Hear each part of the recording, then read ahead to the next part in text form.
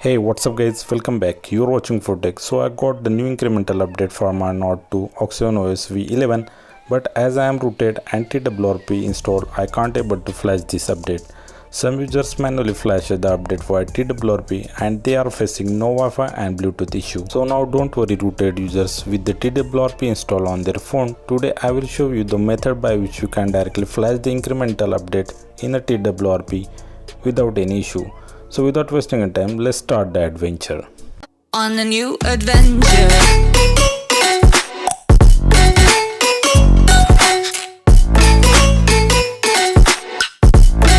So first we have to download all the files given under the video description, which includes the boot image, incremental update zip and the meta image.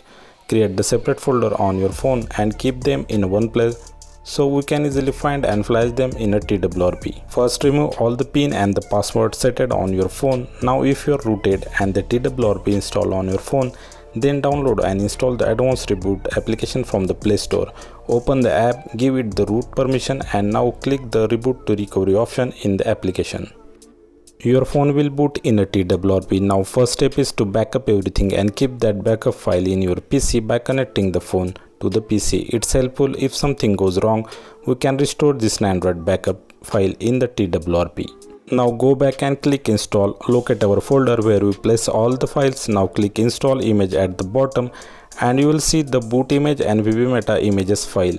Select the boot image. After that select the boot to flash file to the boot partition and slide bottom bar. You will see the success. Then go back and click reboot and select the recovery.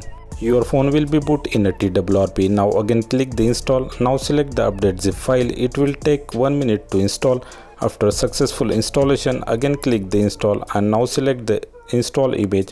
Select the meta image, select the meta partition and slide the bottom bar. After success, just click the reboot system. Phone will take 2 minutes to boot, so wait patiently. Now after reboot, if we goes to the settings under about phone and the version information, we will see our device is now updated to the incremental update V11.